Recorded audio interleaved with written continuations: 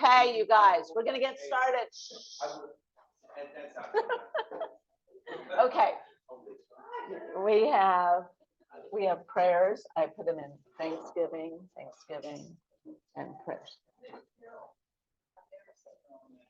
There you go. There we go. Okay. Jean, your friend, you've asked for prayers for her a number of times. Monica? Monica. Oh, Monica. All right. And they did some type of cutting in her vocal cords, or Yes. she's not talking now, right? Right. Brushing his throat, and there was an operation. There was one that tried to take the vocal cord, but it was potential.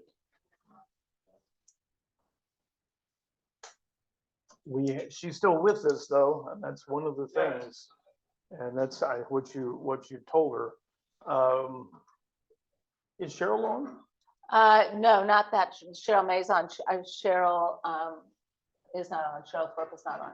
She's in Port Aransas. In Port Aransas. Taylor, her daughter, graduated From Texas A&M Corpus yesterday. Yep. And Julie did not participate in the ceremony, but Our daughter graduated yesterday, which is, both of them are very big Thanksgivings, you guys. Cheryl, so you know, Cheryl's fought cancer for years and years. And when I've worked with Cheryl for years, and back when Taylor was in the 6th grade, her prayer was to see her daughter graduate from high school. And she just graduated from college yesterday.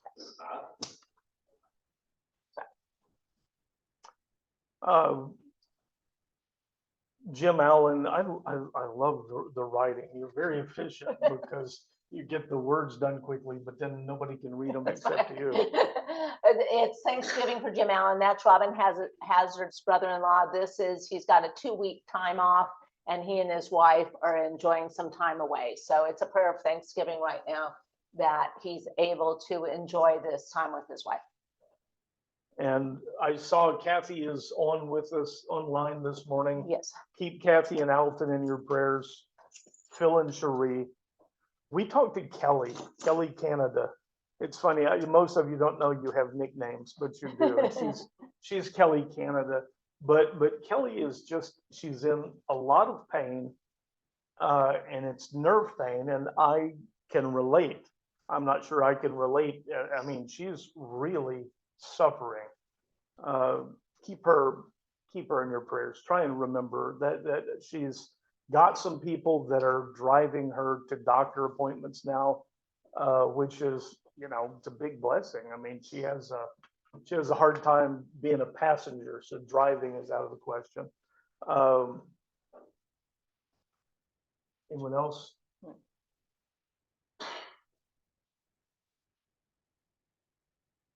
God, we come to you, we bring these petitions, these concerns, and and the fact that we remember, the fact that we bring them to you says that our hearts look to you for answers, but we don't always understand. You know our hearts, you know what we want, but there are times that it's a season in life, but we can still ask for peace. We can ask for comfort. At times, we can even ask for release. We trust. We look to you for answers. And we try and remember to see the answers, to come back and be the one who comes back and says, thank you. And we do. We've got those that we are so concerned about, but we've seen your hand at work. Keep your hand at work on us.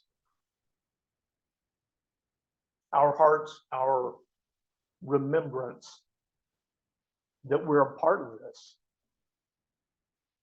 that you went to the trouble of giving us those instructions to be part of a body. Keep in touch with our hearts. Impress that on us.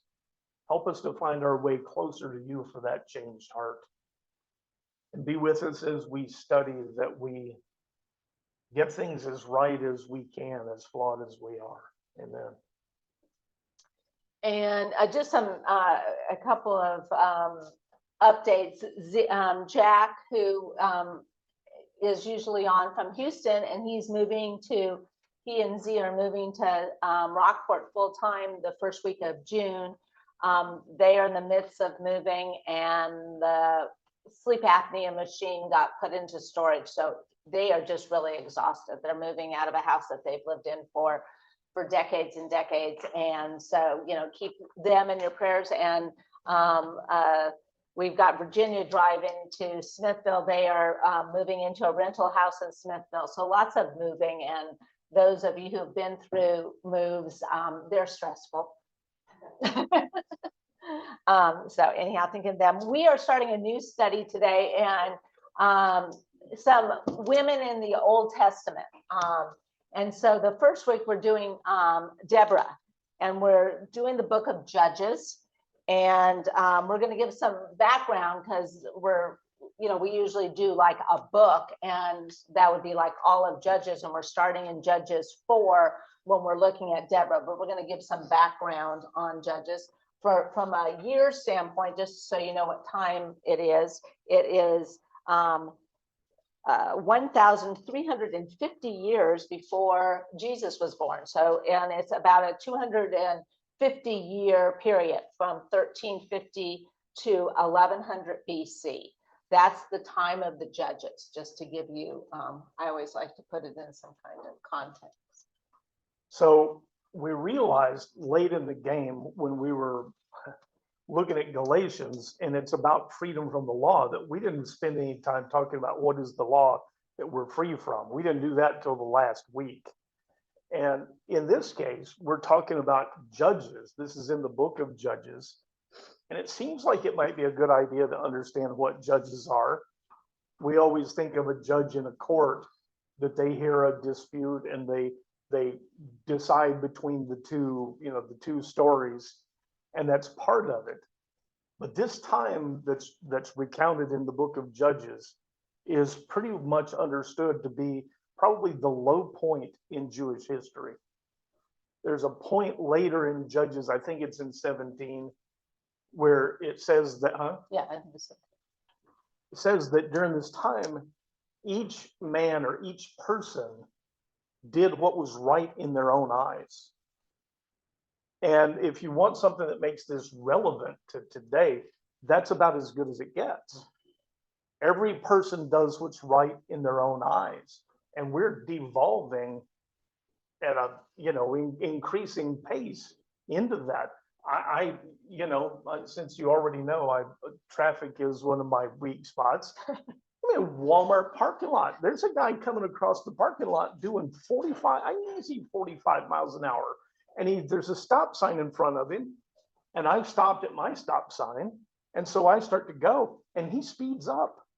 And I guess he's playing chicken with me or whatever. But the idea that you can drive 45 miles an hour in a parking lot, run stop signs, and then get mad at the other person because they inconvenienced you. He clearly wanted to maintain his speed. But we see evidence of that all over our society, of people doing whatever seems good in their own eyes. And I try and stay away from some of these things, but you can only do so much. Several years back, I was reading papers coming out of these big universities, and a lot of the big universities in Europe. And what they were discussing was the idea that a baby up until 6 months or maybe even a year is not a fully actualized human being. And it would be ethical to kill a child 6 months old. Ethical to do that. The idea of people doing whatever is right in their own eyes, not only with no consideration towards God and God's precepts, but to other human beings. And you might notice that those two things are really closely linked, right? That being considerate of other people tends to run real hand in hand when we consider God's laws and precepts. So this low time for Israel is because everybody's just doing their own thing. There's no king. They really were intended not to have a king, but after a while, God begins to raise up these judges, and they do judge between disputes between two sides, but they also are deliverers. You'll see in the book of Judges them referred to as deliverers over and over. They deliver the people from, because they've been handed over. They don't follow God. They've been handed over to the Philistines or whoever, and he appoints these judges as deliverers. Now that word deliverer is Yasha, and it is the root, it is the essence of Joshua, who was known as the deliverer, but also Yeshua, Jesus, the deliverer. You begin to see these themes come, very common through the whole Bible. And so these people are raised up. It says God raises them up and the Spirit empowers them, and they are called judges. And it's kind of a poor word because we always think, as Gene and I were talking this morning, of people in a robe hearing court cases. And that's only a small part of it. They, generally speaking, lead armies against these Jewish oppressors of the Jews, but they're not kings. So if that helps a little bit, you should know when we say Deborah is a judge, and we'll talk more about it. I want to do one other thing that I saw for the first time this week in this study, but Moses winds up being a judge of his people. And there's a place in Deuteronomy, this is in Exodus 16, but it says that Moses went down and took his seat and begins hearing these cases. He begins judging between people. Moses is basically the first judge. But here's something that popped out at me that I've never noticed before, and I'm going to take a minute. Then Moses went up to God, and the Lord called to him from the mountain. This is what you're to tell the house of Jacob and explain to the sons of Israel. You have seen for yourselves what I did to Egypt, how I carried you on eagle's wings and brought you to myself. Now, and this is where the message comes. This is what he says. Now, if you will indeed obey my voice and keep my covenant, you will be my treasured possession out of all the nations. For the whole of earth is mine. And unto me you shall be a kingdom of priests and a holy nation. These are the words that you speak to the Israelites, but you're going to be a kingdom of priests. We've talked about, prophets. We're talking about judges, and we don't really understand much about being priests. But I find this all the way back in Exodus, where he talks about you'll be a nation of priests.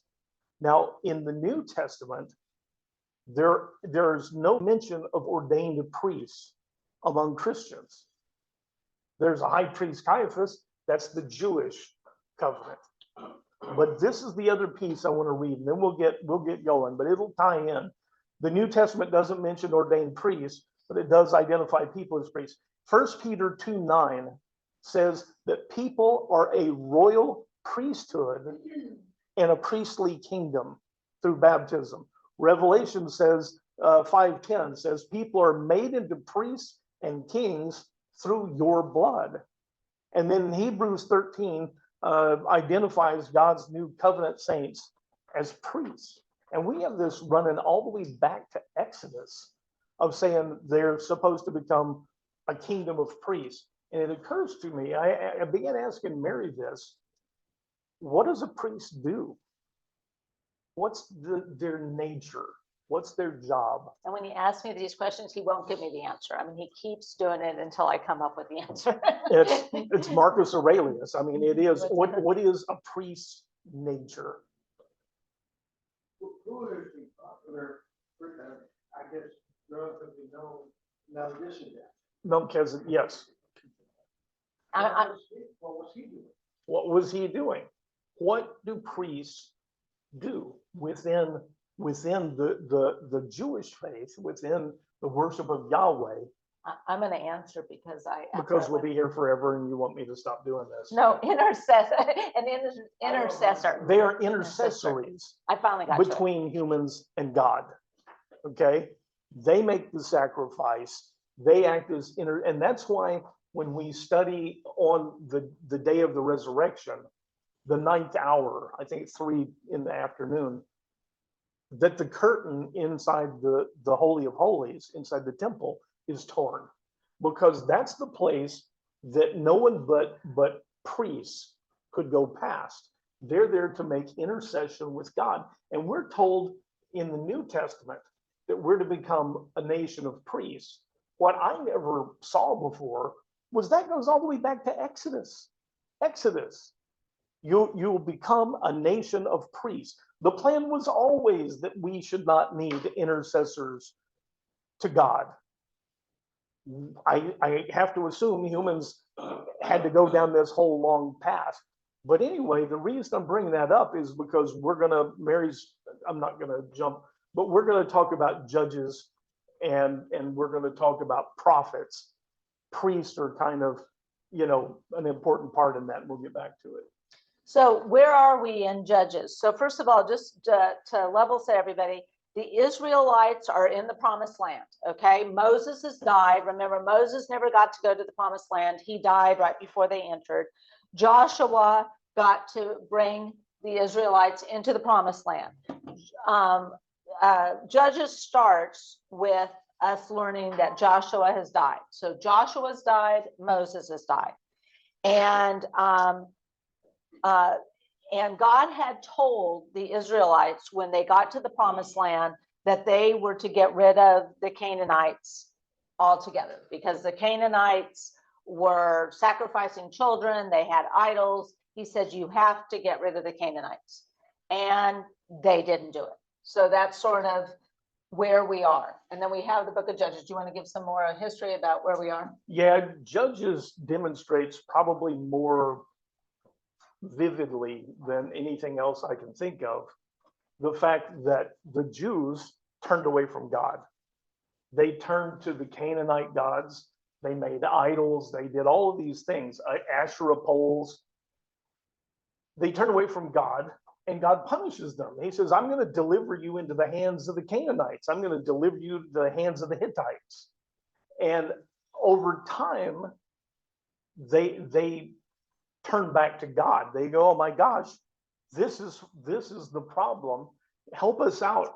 Please, God, help us out. And God raises up a judge. And the judge comes in and leads this army against the oppressors. And then after it describes what the judge does, it always tells us that Israel had peace for 20 years or 80 years sometimes. These judges, so they turn back to God, and God sends a deliverer and delivers them from the oppressors, and they have peace for, a generation. And the story, the book of Judges, is about this cycle, this constant, when things get really easy, when they have peace, they say, well, we don't really need Yahweh now. Everything's good. We need, when we're really in trouble, we go, oh yeah, I remember now. But then it starts getting, life is easy. I don't need him. That's the story of Judges. And things get progressively worse. It reaches a point like when Gideon comes along, that Gideon, the story starts, he's one of the judges. He's threshing grain, and they've dug a giant pit in the ground. Because if the Philistines see the dust from grain threshing, they're going to come take it all. and the people murder and bear false witness and they do all these things. They turn utterly away from God over and over again because times got too easy. And then we pick up with these judges when times have gotten really bad, and they go, "Oh, wait a minute, who was that guy the God that provided for us? We should turn back to Yahweh." So that cycle, it's sin. The people who turn to sin, then they're oppressed. Then they say, "Please, God, help us," repentance, and then they're delivered. Sin, oppression, repentance, delivered, over and over again. So the book of Judges, these are the judges we know about. As Scott and I talked, these judges were regional leaders. Are these all the judges that were? Probably not. The ones we know about in the book of Judges, they mention 12 of them. 6 of them, they give a story behind, okay? And one of those 6 is Deborah, but there's 12 judges mentioned in the book of Judges. 6 have stories. And the one we're going to talk about is Deborah. And the reason we're talking about Deborah is because she's sort of unusual. She is a woman's judge. We sort of had this concept of, there wasn't any women involved. Well, Deborah was a woman and she was very involved and she was a judge. And so, but one of the things before I start reading chapter 4 is, because we looked at tons of YouTube sermons, etc., on Deborah. Let's not go the other direction that we think Deborah was this. I mean, they have pictures and they have paintings of Deborah being this huge warrior and that she, let's stick to what the book says, because People do like to write their own story and they say things that aren't there. Scott, historically, during that period, who were the Jewish leaders? Who was trying to keep them on the straight and narrow? Okay, yeah, that's a good question. Who are the Jewish leaders? So first of all, at this point, the Jews are tribes. They're 12 tribes. If anything, it should be the priests and Levites, but they're not doing their job either. They're not technically one, they are and they aren't one nation, but they don't have a king.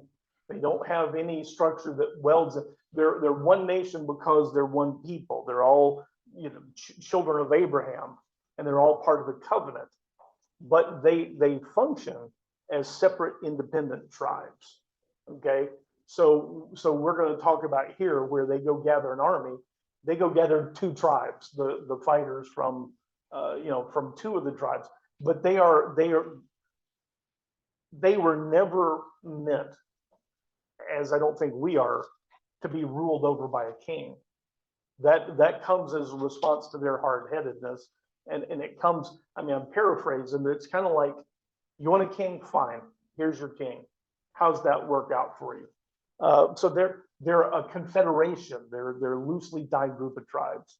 Hey, Scott. Yes. So do we not assume that in the Exodus from Egypt, Moses, and then when Joshua takes them into the promised land, that these 12 tribes, this confederation, I don't want to say were ruled, but were more or less overseen by those 2 entities? Even though you said, Mary said that, Joshua by this time had died. So, it's kind of. And this is important. I hope those of you at home don't mind, because understanding what's going on is important. And so when they're during the Exodus, are they not sort of ruled by Moses and Aaron and then Joshua? Some things to keep in mind. We have within the temple, we have what are known as Levites. And most people think of Levites as priests.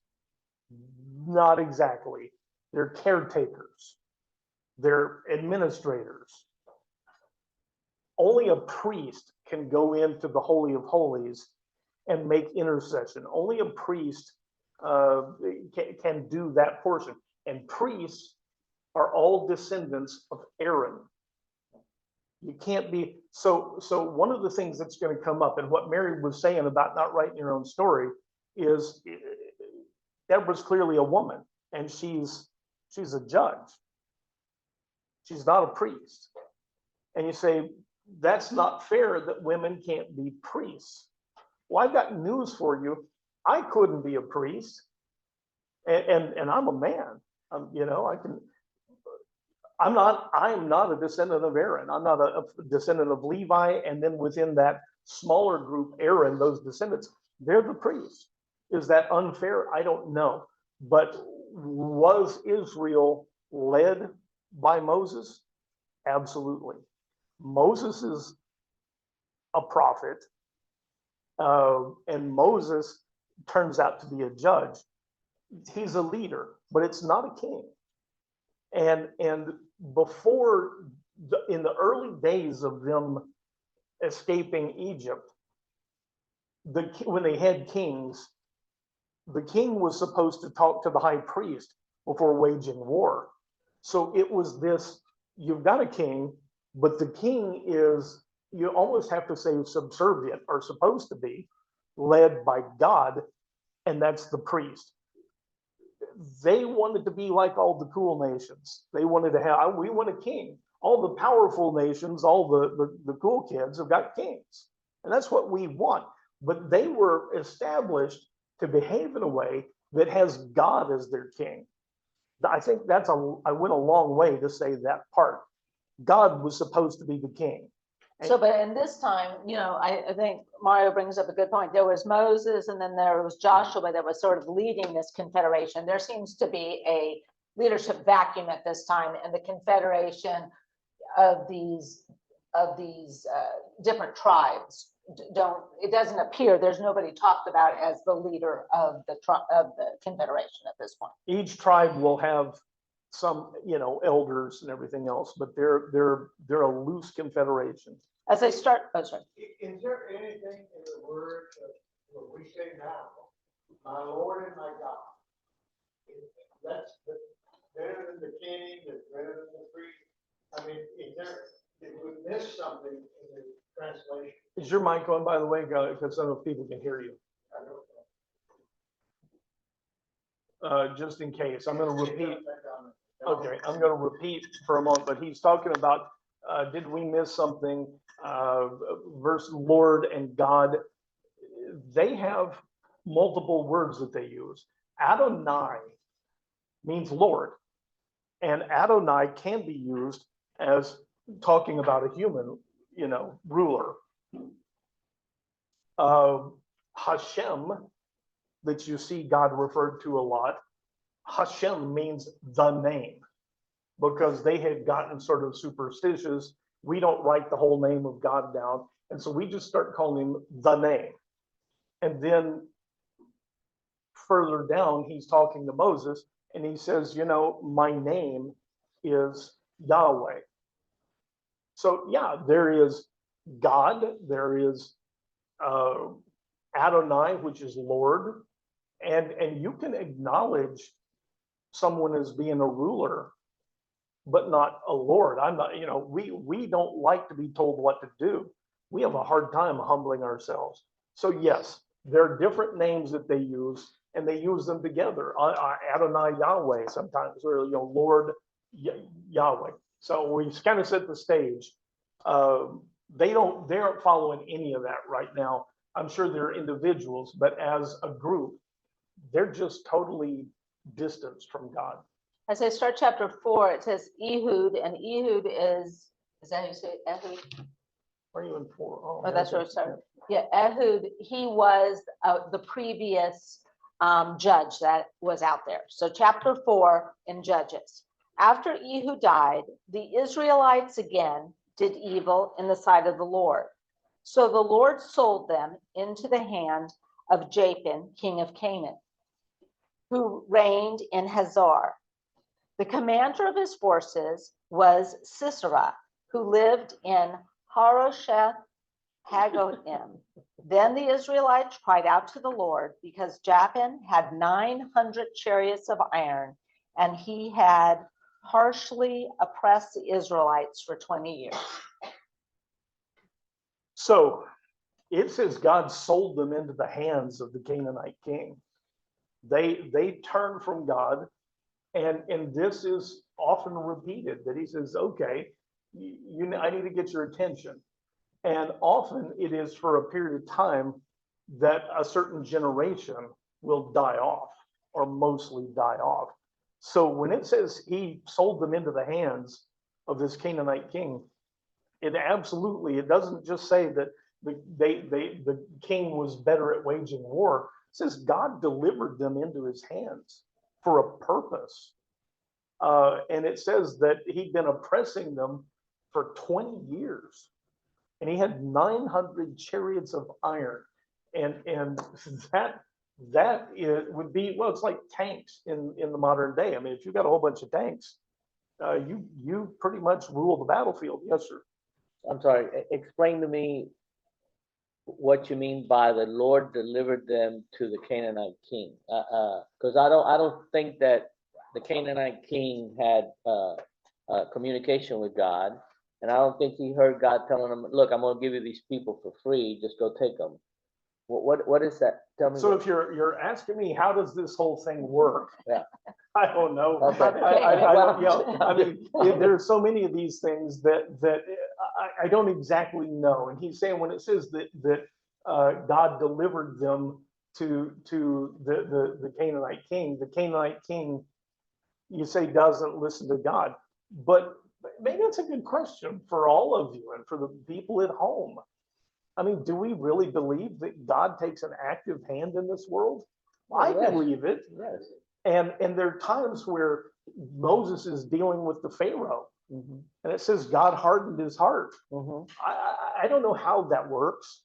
Well, that's through sin nature. That's man's sin nature. You know, you're going to bully me. I'm going to show you how strong I am. And the only comment for why I'm trying to make this question is because in human history, the only way people get taken over is by conquest, by war. So I'm not trying to. No. There's always someone, though, in this world looking to take over someone else. It's always been there. It always will be. So I'm not sure that Jabin needed a whole lot of encouragement. What it says is that Israel has been strong. Remember, they came in from Egypt through Moab and across the Jordan, and they were unbeatable. They just rolled over because God protected them. That's right. And at this point, they turn from God, and he says, okay, see what happens when I withdraw my hand.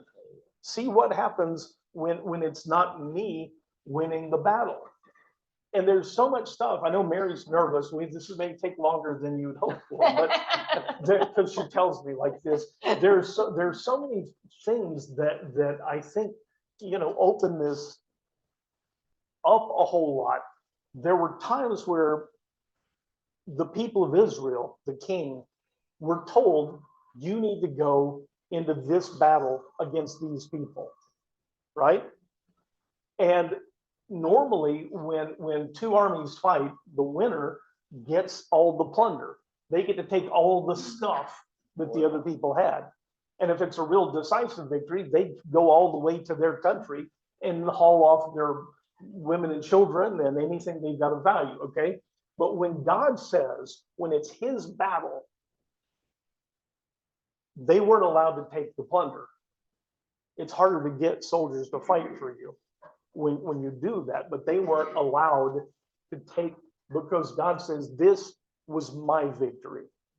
And what they have, humans have a real habit of doing is forgetting that part and saying, this was my victory. So, as far as that goes, there's always somebody looking to take somebody else's stuff. I presume always will be. God withdraws his hand though and says, you guys, you think you're mighty. I'm mighty. I've had my wings over you, kanaf. Look what happens when you turn from me and I back off and let these people have you. And it lasts for a while. It's never been permanent. Even when they're hauled off into Babylon, they get to come back.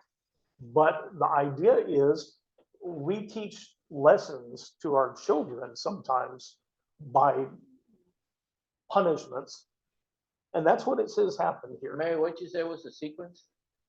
Repentance, deliverance, and then sin, and what was it? Sin, oppression, repentance, and deliverance. Thank you. And that is a model for my life. I don't know about the rest of you, but that's a model for me. Did you say oppression? Yeah. Yes. So this is the 20 years of oppression, if you will. When God withdraws his hands from the Israelites and they have been oppressed by Jabin for 20 years. So now we've set the stage. Can you get some more cream out? Again, Now Deborah, a prophetess, the wife of Japtoth, was judging Israel at that time. And she would sit under the palm of Deborah between Ramah and Bethel in the hill country of Ephraim, where the Israelites would go up to her for judgment. So one of the fun things we said here, Scott said he wanted to have a tree named after him. So the palm of Deborah. So anyhow, so it describes who she is. She was a prophetess. So was there other women prophetess? absolutely. We talked about Huldah just a few weeks ago, but there are other examples of this. And we're taught that women have no place in Jewish history. They have no place. This Yahweh, this God that you serve, doesn't like women. And it's nuts. I mean, it doesn't fit with the facts. She is a prophetess, and a prophet, we always think of prophet as someone who tells the future. And sometimes that's the case, but they speak with God's words. God speaks to them and says, go tell certain people this. She's also, though, she's a judge. And here's the place where most people would think, well, surely in this world, a woman would not be set up to adjudicate, because they do serve functions like our judges in court today. And the That's people, what she was doing, where Israelites would go up to her for judgment. she sits under it. It's the palm tree of Deborah. We've lived there.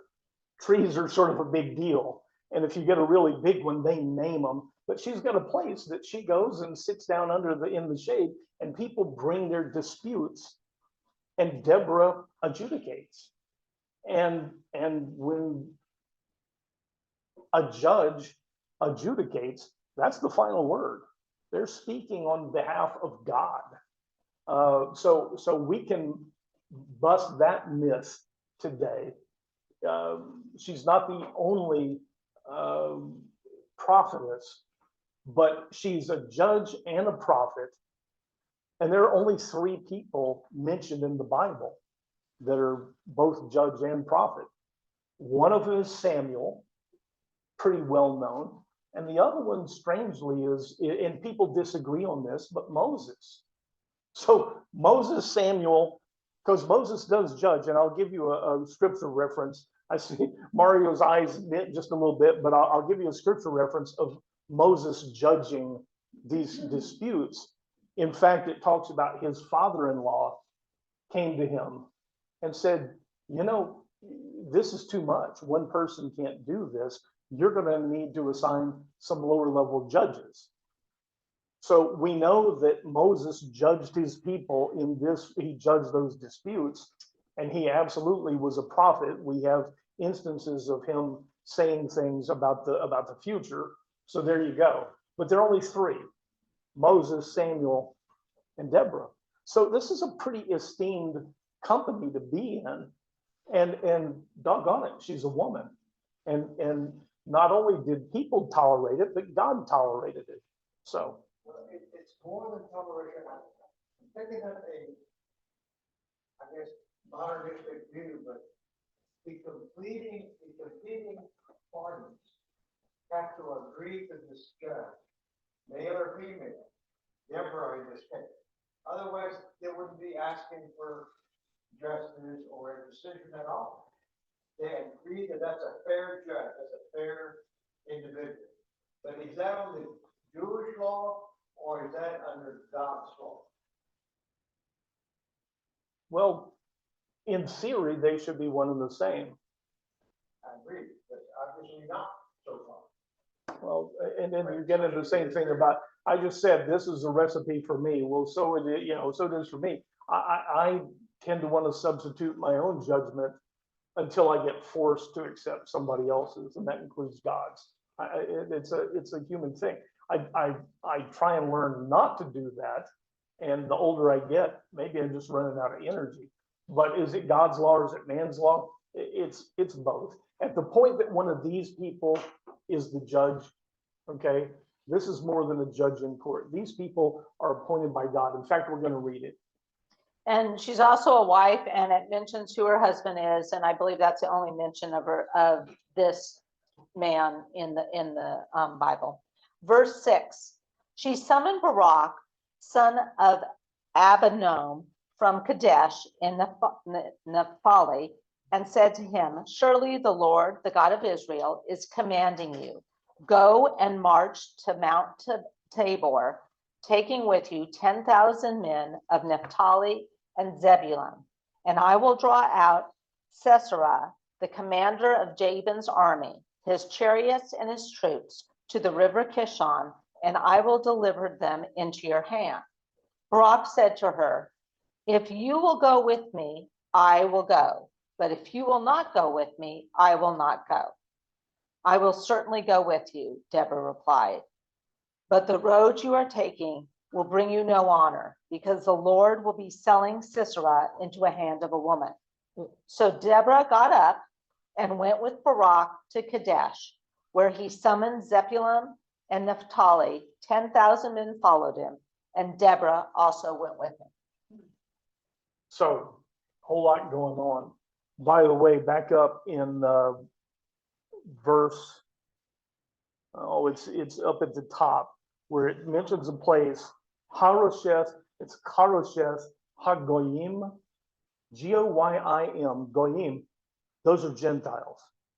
So it's a place, Harosheth of the Gentiles. And there's this king there named Jabin. But now Deborah is sitting up judging her people. And she goes to this guy named Barak. And it says Barak is the son of Abinoam from Kadesh in Naphtali. All you really need to know about, that's a lot of names. Naphtali is one of the 12 tribes. The daughter, the only female, right? What's that? Wasn't she the only female? No. They're Naphtali. Of Joseph? Well, get me to lying. I don't think so. Okay. We'll talk about it. But this guy is like a general. He's a military leader.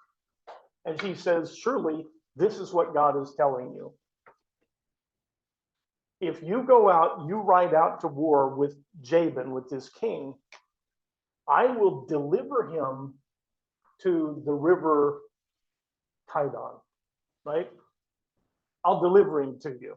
Well, it's like DoorDash. I'll have him there at the right time.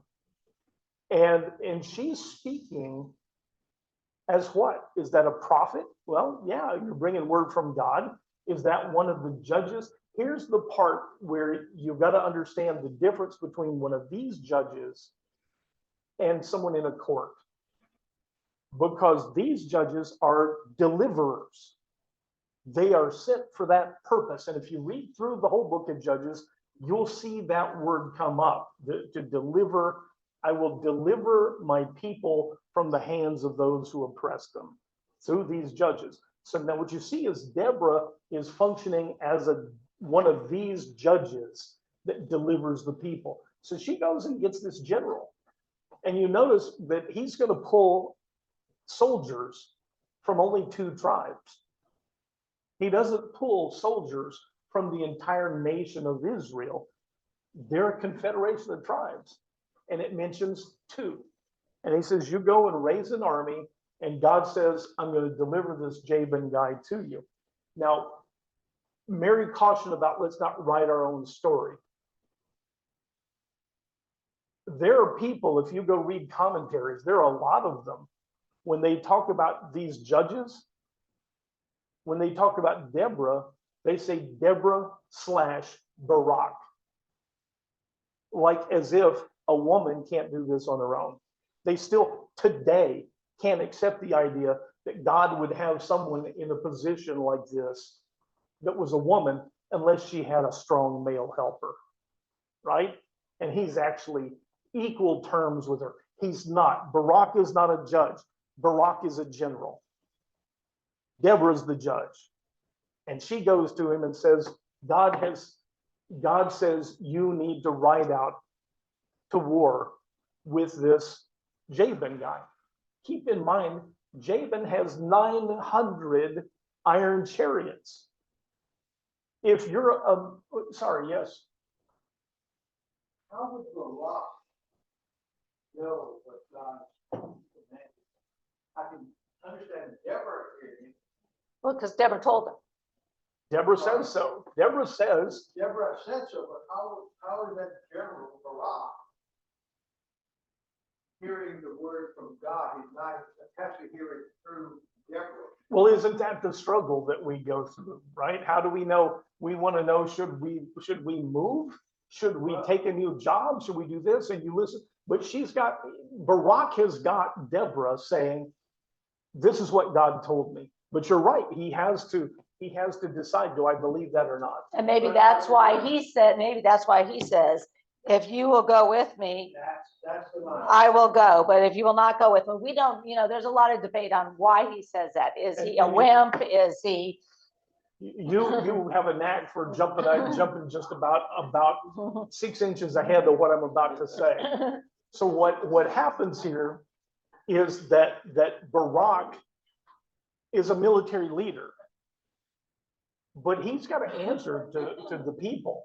If he takes a whole bunch of soldiers out and gets them all killed against a guy with 900 iron chariots, that's on him. And what Gina's saying, he only has her word on it. We still wind up having to make that decision. Do I believe God's words or do I not? And so this woman is telling him, and not just a woman, she's a woman who sits under a palm tree and adjudicates disputes. And she says, God says, you need to ride out in war against a guy with 900 tanks. Not a job you want. And so Barak's got to make a decision. People tend to try and say he was a coward. It's weird. Barak is wise. He is saying, there's a thing, and I believe it's true, that like in the Air Force, a mechanic who fixes an airplane has to go up on the first flight after he fixes it. He's got to be in the plane. If you think you did a good job, you won't mind hopping on and going with us. Well, that's an inspiration to do a good job fixing the plane, don't you think? Okay. And so what Barak says to her, she's telling him to go ride out against this guy with 900 tanks. And he says, if you're confident enough, you'll go with me, I'll do it. And she says, I don't have any problem going with you. It doesn't say that she becomes the general. My dad had an aunt, it was Aunt Dot. And they swear that Aunt Dot could pick up a sack of potatoes, one in each hand, and throw them over her shoulder. They said that no man, she fought with men and nobody ever, Deborah is not described as being a warlord. We don't know, don't write the story. What we know is she goes to a guy who is a military general and says, you need to go raise some soldiers and go out. So you got the picture of what's going on. This is what judges do, though. They deliver their people, and I think without exception, it winds up being military. She does say here that, and is she having Barak told, or is she just saying a fact? Deborah replied, but the road you are taking will bring you no honor, because the Lord will be selling Sisera into the hands of a woman. There's a prophecy. There, if you have any doubts about what it means to be a prophet, and he says, you go with me and I'll do it. I'm not doing it just because you say God says so. If you're confident enough, you come with me, fine. I'll commit the troops. And she says, okay, I'm going, but you're not going to get any credit for this. Just so you know, because you didn't just immediately say yes, God's going to deliver Jabin into the hands, or Sisera, actually, their warlord, into the hands of a woman. And at this point, we think that means Deborah herself. She's saying, I'm going to get all the credit for this, not you. It doesn't turn out that way. Now we're gonna do a side note. But it foretells, you've got to believe and act. Not because somebody else has done it, it's because God has done it. Ultimately, we all face that challenge. Ultimately, I'm not criticizing the guy, I'm not. no, it is the difficult part of our existence and our desire to follow God, to listen to God, is that part, and each one of us has to make that sort of decision. Do I believe it or do I not believe it? Yeah. And so Barak does what he's told to do. Does he hedge a little bit? Does he say, you come along and I'll do, well, okay, he does. I'm not sure that, well, I know this, you don't get in a position of being a leader of 10,000 soldiers and not have some wisdom. Agreed?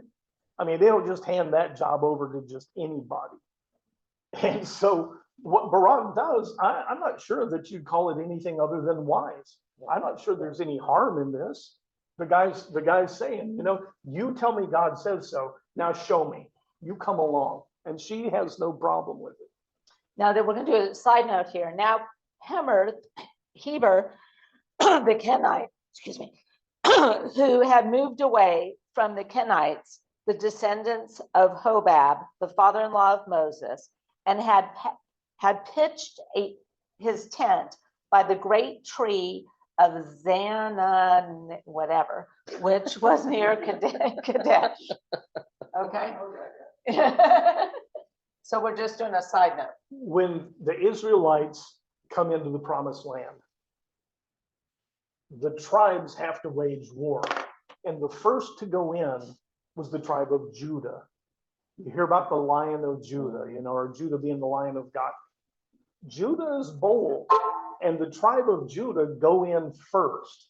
And these Kenites, notice what it says, Moses' father-in-law, they're descendants of Moses' father-in-law. They're not Jews, but they travel with the Jews. These Kenites go into the promised land first, along with the tribe of Judah.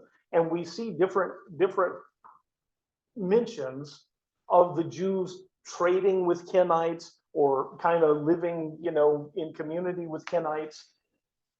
This guy, just all of a sudden in the middle of this story, we've been talking about Deborah, we've been talking about Barak, we've been talking about the army, and then all of a sudden they throw in this thing about this guy named Aber, who's a Kenite, right?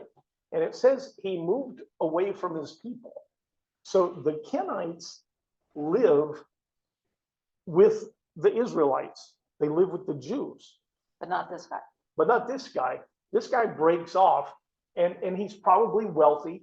It says he pitches his tent, but it's not like one guy.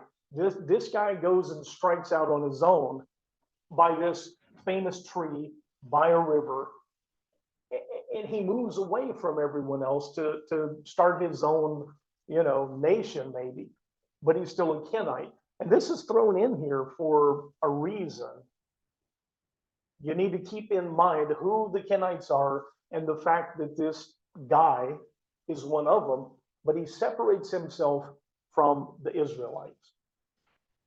When Sisera was told that Barak, son of Abinoam, had gone up Mount Tabor, he summoned all 900 of his iron chariots and all the men with him from Harosheth Haggogim to the river Kishon. When Deborah said to Barak, "Arise, for this is the day that the Lord has delivered Sisera into your hands. Has not the Lord gone before you?"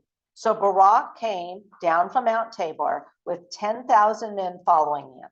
And in front of him, the Lord routed with the sword Sisera, all his chariots, and all his army. Sisera abandoned his chariot and fled on foot. Then Barak pursued the chariots and army as far as Harosheth Hagonim, and the whole army of Sisera fell by the sword. Not a single man was left. So this army that the guy has with 900 chariots, you're going to have a whole bunch of soldiers. If you got 900 iron chariots, you got a bunch of other soldiers to go with it. Deborah tells Barak, gather up an army, and they ride off to Mount Tabor. And the king hears about it. Thank you, Gene. Our front door creaks, that glass door. Anyway, the king finds out that this army has gathered, and he just abandons all caution. He goes, oh, I'm going to go get them. I got 900 chariots. Nobody stands up to me. And so he's, yes. Oh, he says, I'm going to go take them with my 900 chariots and all these people with me.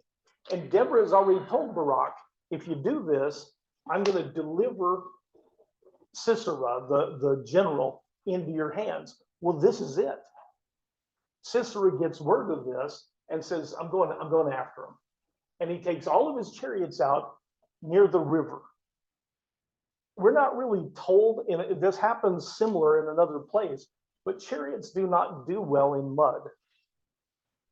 And so the timing is such that Sisera runs out and he's over by a river, and Deborah says to Barak, okay, wake up. Today's the day. I told you God was going to deliver these people into your hands. This is the day it happens. Soon as this guy commits his troops and gets by the river, here comes Barak coming with his 10,000. And they're coming from the high ground. And no doubt the chariots have some problem negotiating the mud. And all of a sudden, things are not going well for them. The one thing you don't ever want to happen in these old style battles, probably in new style, you never want to retreat disorderly. When the line breaks and people begin to run, they get slaughtered. They get run down from behind. There's no coordinated fighting. You never, ever want a disorderly retreat. We see this happen through the Old Testament where God strikes fear in the hearts of the opponents. This is what happens when their armies are following God. And they run. And the Israelites run them down and wipe them out. All the chariots and everything. The chariots are not much good when you're running away from somebody. The leader, though, Sisera, their general, bails out. He runs the other direction. The chariots run back to home. Sisera runs the other direction. And what we're told, I guess I should let Mary read it before. No, we're at 10. But what the deal is, this guy, remember the Kenite that went off on his own? Well, he has sort of a peace relationship with Jabin. And the general knows it.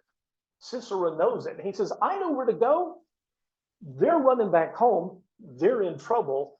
I'm going to go the other direction because I know that Aber guy lives over this direction. And he's on friendly terms with my king. So he takes off and heads for Aber's encampment. To be continued next week. Is it really that late? Yeah. Oh my goodness. Okay. I'm going to tell just one side thing. We've been talking about in our last study about, last week about the 613 mitzvot. And that in addition to that, the rabbis did a midrash, and they make stories above even the 613. Just a side note, there's a midrash about Deborah, and it says that Barak is actually her husband.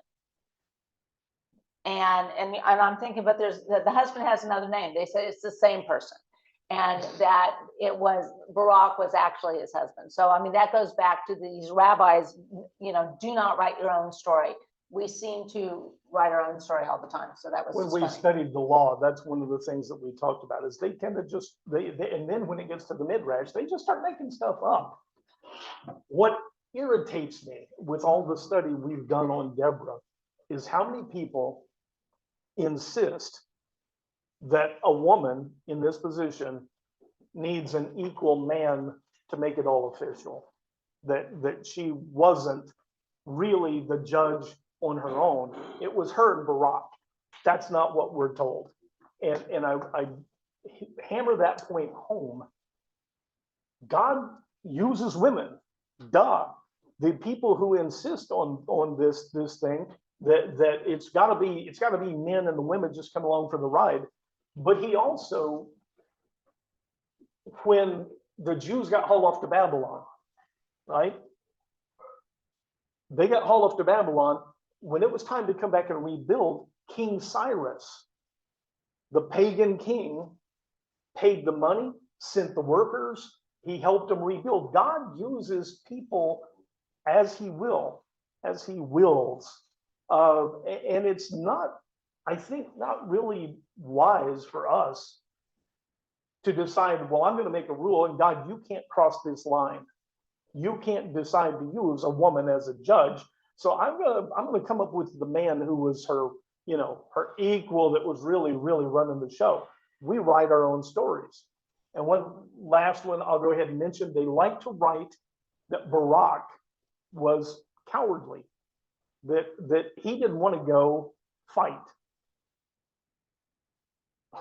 When I was, I don't know, probably last year of high school or something, maybe first year of college, a friend of mine, we were at a place, and he said, Scott, you want to go get in a fight? And I said, sure, let's go do it. I know the guy, I know there's some problem, but I don't think that's a very wise attitude to pick up on a fight just because somebody invites you. So when we read this, and if you read any of it on your own, here we've got Barak. He's a leader who can get 10,000 men to follow him. It's probably a little presumptuous to say he's a coward, right? The fact that he said to Deborah, you come with me. I think what Barak is, first of all, he's being wise, which I wasn't. And second of all, he's saying, God spoke to you. How do I know? And that's what Gene brought up. How do we know? This is the hard part for us. But Scott, what I think is really a manifestation, a demonstration, is lack of faith and trust. It's got nothing to do with cowardice. I think that Barak he was a general. He was considering a human battle, 900 chariots versus 10,000 men, whatever that is at that time.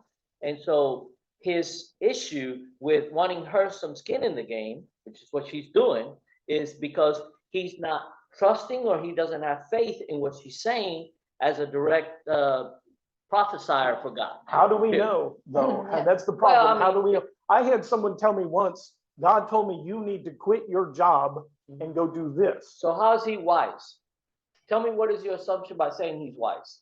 He's wise because he's evaluating the opponent he's going to face, right? He's a military general. Right.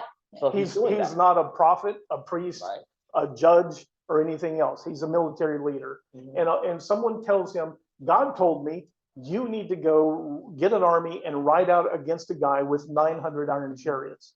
And he says, you sure God told you that? I mean, are you positive? You feel, and it's just like the airplane mechanic. I think it's wise to have the airplane mechanic go up in the flight, right? I think that's a pretty wise thing, because they might get careless if they have no skin in the game. So we can beat this to death. But what I'm saying, and what Mary said, is let's be careful not to write our own story over this, that somehow Barak was afraid to follow God. Right. He's being a military general. I didn't say he was afraid. It's just a lack of faith. But, God, you include these words. You inspired people to leave behind words for us, for everyone who came before us and those who come after. And we look through them for your will, for your wisdom, for your help, for your strength. That's the thing today I would ask, is that we see in these words the direction you have for us. We see that you care about us the same way you did these people. That when we fall away, you call us back. And my prayer would be that you help us to hear, that you soften our hearts so that we don't have to be taught these difficult lessons, that we begin to remember to trust and follow before that. These ones we've prayed for, we continue to bring to you. And you know that this situation with Kelly, we're concerned about. We bring her back because this is a person in pain. This is one of your followers. Be with her. Be with us. That we remember our part in this. Amen. So we'll take up the rest of Deborah and then Deborah's song. And so if anybody ever thinks that the Bible's boring, the story gets even wilder. So you guys have a great week and we will see you later. I hope that wrist heals quickly, Diane. Thank you. Appreciate it. Bye. Try not to play any more soccer. Yeah, With teenage boys. I've hung up my soccer cleats. Yep. Bye. Bye.